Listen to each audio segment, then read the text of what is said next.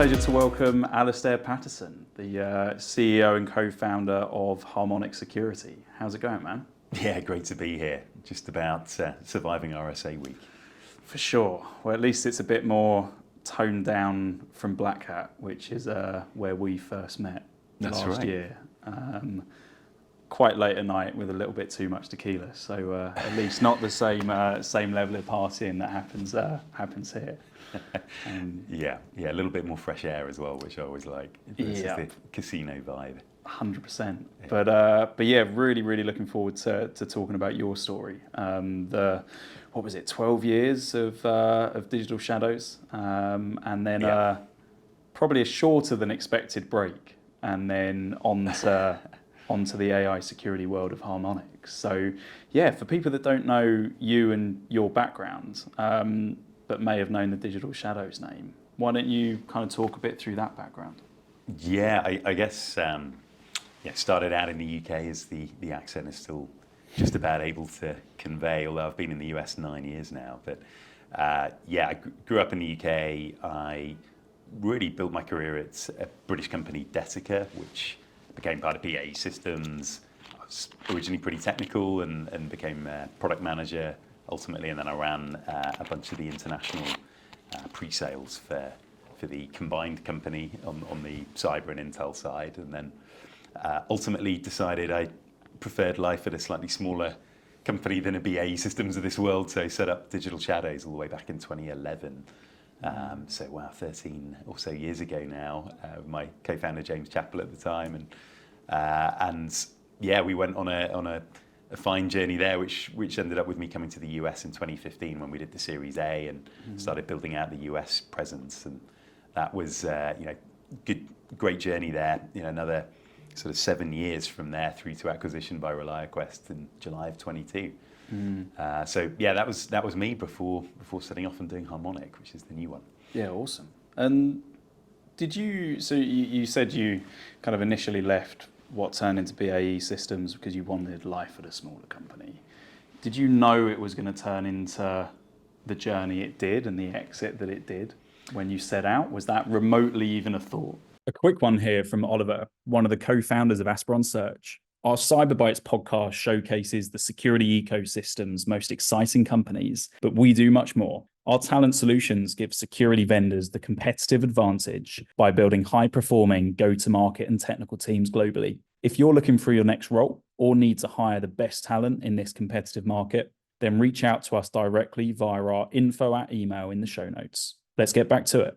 I think it's looking back to then. I mean, I was still in my 20s when we set up DigitalShadows, pretty naive about what building a startup was going to be like. Didn't know anyone else who'd done it. The London startup scene was pretty non-existent at the time. It wasn't as vibrant as it is today, certainly. And expectation.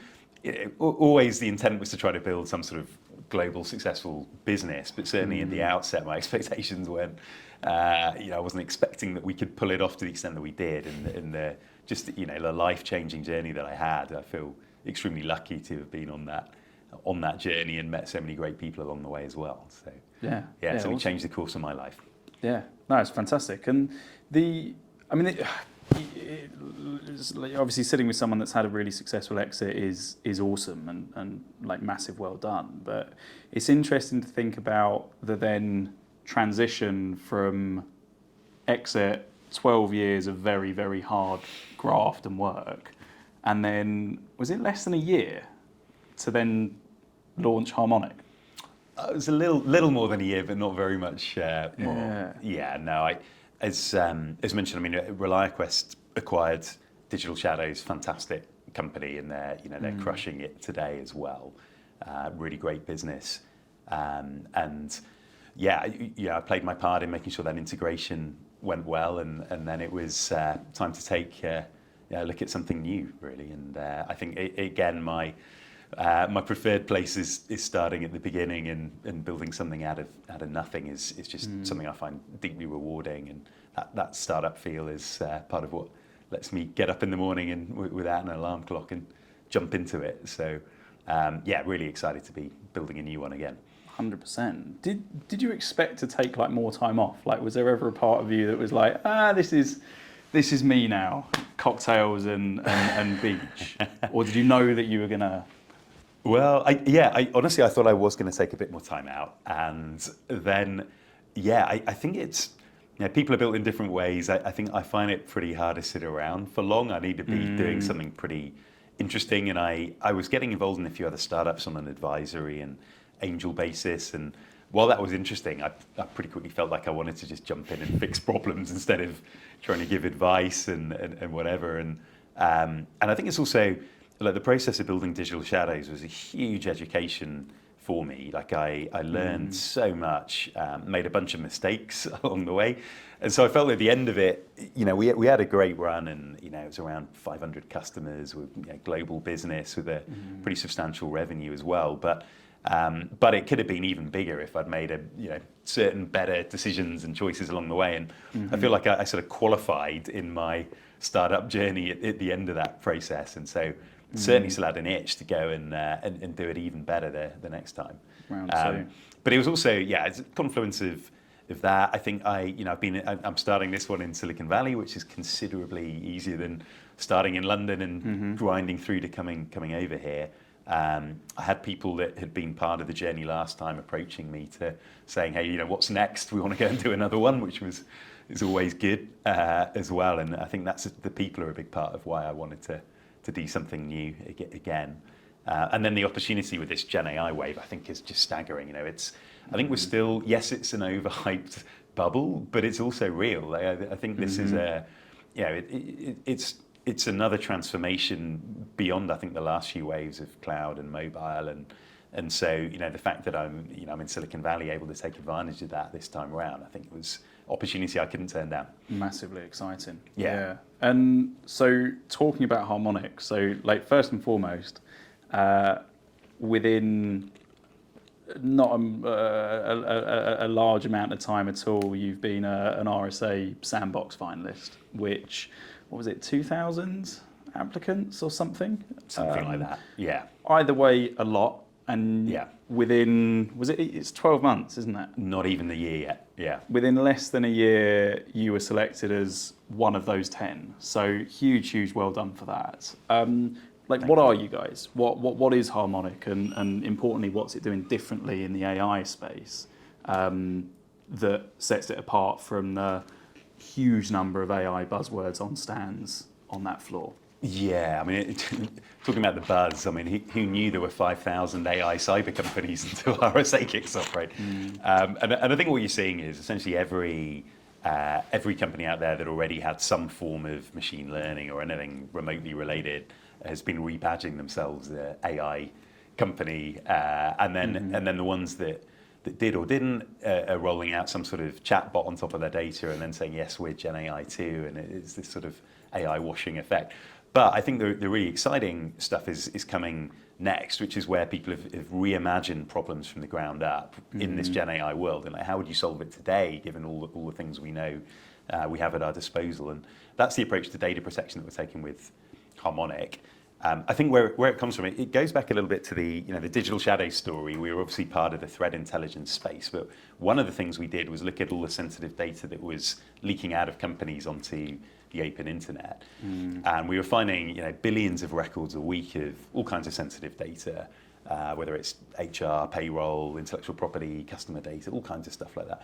And it was, I was already at the time discussing with my CTO Brian about how whatever we're doing in data protection obviously isn't working that well if we can find this sort of stuff with DigitalShadows. And so I think then GenAI wave comes along, and I was fortunate enough to obviously be sat in the Valley this time around and able to talk to a lot of smart security and AI folk here. And I sort of came to the conclusion that there was certainly going to be an extra light shone on the data protection space, because you've got companies that are keen to adopt AI, but they're worried about where their sensitive data ends up if it's going to train some of these other third-party models, or how are they being held, and is it being held securely and compliantly? The data that is going into these applications. So it's a new set of challenges, but actually it isn't really a new set of challenges, because these are the same things we saw with Shadow IT and with other third-party risk, and data moving in and around enterprises anyway was already a challenge before this. The big problem is that if you look at how does data protection get generally done today, we're still mostly relying on regex matching on PII as a kind of means of defending our data. I mean, there's a lot of sensitive data beyond PII, and just doing pretty naive matching on that just throws up tons of false positives. It's not really a great thing to do beyond the compliance tick box. Or the other approach is to say, well, go and label all your data and classify it, but that is hugely challenging for most security teams to do, even finding all the data, let alone accurately classifying it. And so the approach we're taking with Harmonic is saying that, forget about all the previous ways of going about this. The best way to imagine it is if you personally had enough time to look at all the sensitive data leaving your organization, you as a smart human would make really good human contextual decisions about what is and is not sensitive. So like for one of our design partners is their investment firm, so they care about their investment committee memos, their M&A documents, and deal docs and things like that. And that's pretty hard to spot with those traditional approaches, right? But if you as a smart human, you could spot it. And that's essentially what we're building with Harmonic. So the core IP of Harmonic is really around some special data protection LLMs that we're building. So pre-trained models that can identify sensitive data much more like a human can. You can configure them in plain English as well, so you can actually explain as you would to another human what it is that you want to protect, and we can then identify that data in the same way that you would, which is just such a different way of looking at the problem.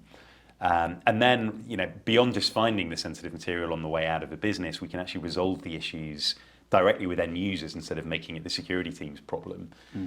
So it's a very lightweight way of protecting all the data that you have from leaving the business. Yeah, awesome. Well, I might have a new catchphrase for you, which is a smart human at scale. Maybe I'll write that one down. Yeah, get that over to marketing. I'll put my trademark on it. Okay. And what does the future hold then for Harmonic? You're 20 odd people at the moment. Incredible traction in that less than 12 months so far. Why should people be excited about you guys? Yeah, I mean, it's still early days. As you say, we're less than a year old, so we're very much getting the V1 product into the design partner hands today. And that V1 product, I mean, one of the reasons we can build it better than anyone else is our knowledge of what sensitive data looks like after it's leaked out of businesses from last time around, right? We've got a lot of expertise in that, so we're able to build models that can detect that so well.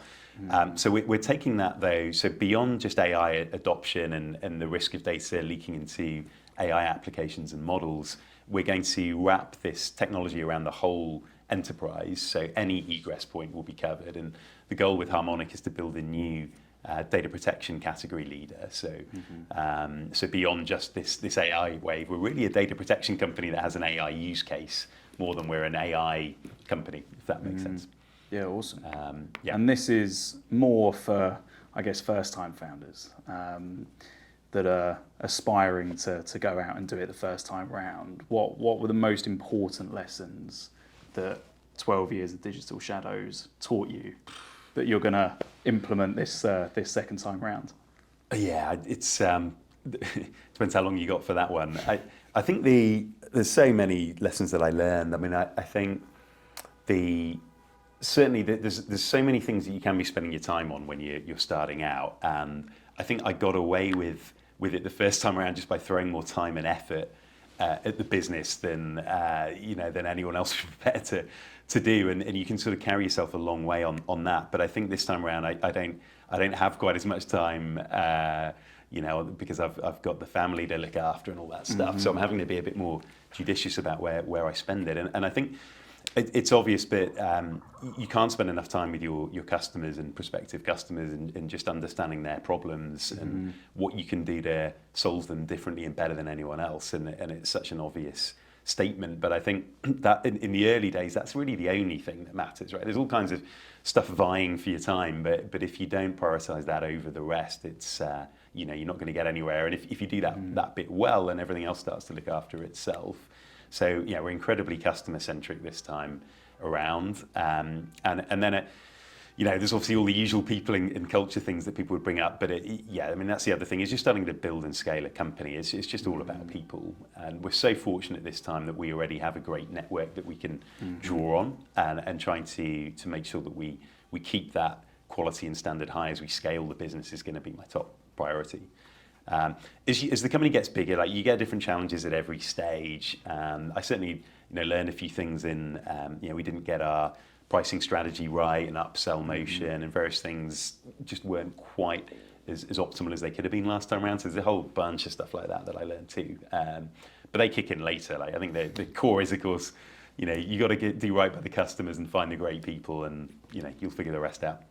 Awesome. Well, I'm sure this round 2 will bring a whole set of new challenges anyway. Yeah, and you said a mistake. Your thing wouldn't have even come up, and we'll be chatting about that next year. Yeah, maybe for the third one. But Absolutely. Well, Alastair, thank you so much for coming on. Excited to see what comes next in the next 12 months and beyond for you and the team.